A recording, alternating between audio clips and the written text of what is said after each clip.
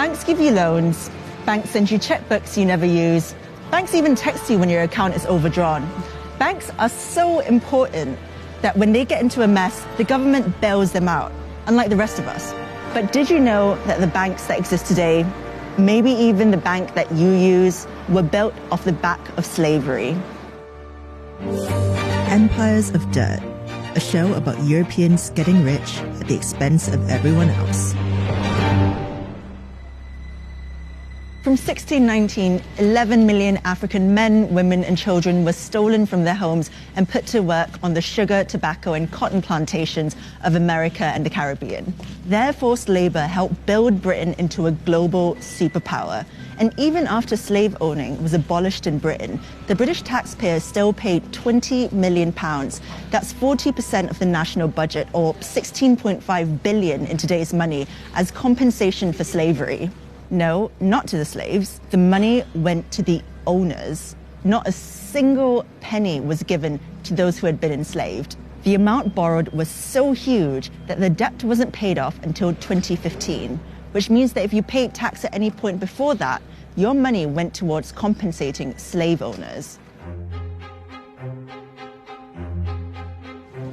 All four of the UK's largest high street banks have been linked to the slave trade by way of these compensation payments for their loss of human property. Barclays Bank was founded out of a merger with a colonial bank that helped fund the British Empire, and several senior Barclays bankers were involved in the slave trade.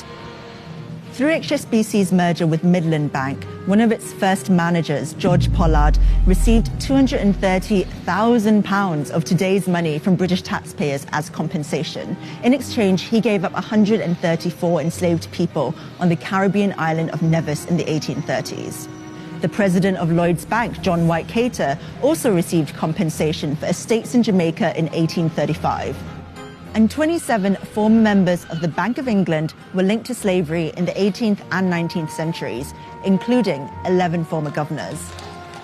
Even after Britain abolished the slave trade in 1807, we continued to profit off it. Bankers just pivoted to indirect means of making money from the exploitation and trafficking of human beings. The City of London provided the finance for slave traders all around the world, and loans were one way of making money. So a British bank would loan money to a US plantation owner to buy more slaves or agricultural equipment. If you think mortgages are secured against the land you own, think again. So-called plantation mortgages, where US slave owners would borrow money from British banks, were secured against the value of the slaves they owned, not their land.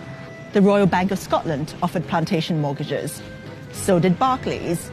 These mortgages were then bundled into bonds and sold to investors all over the world. When the US slave owners made repayments, the people who owned those bonds made a small profit. The City of London has defined British wealth for hundreds of years. Money comes in and money goes out to countries all over the world, and our status as a global power rests on our financial institutions.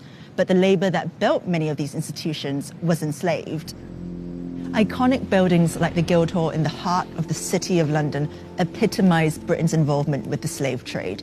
Between 1660 and 1690, 15 Lord Mayors of London were shareholders in the Royal Africa Company, which shipped more African slaves to the Americas than any other institution in the history of slavery. A statue of William Beckford Sr., twice Lord Mayor of London, still stands in the Guildhall to this day.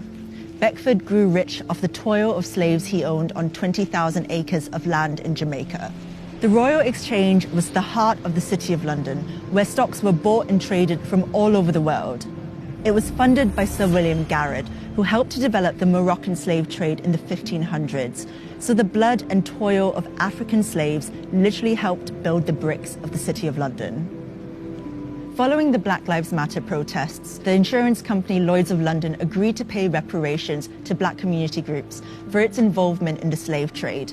Campaigners are calling on the banks to follow suit. So when you go to withdraw cash from an ATM, remember that it was your bank that was complicit all those years ago. Slavery built the financial institutions we use today.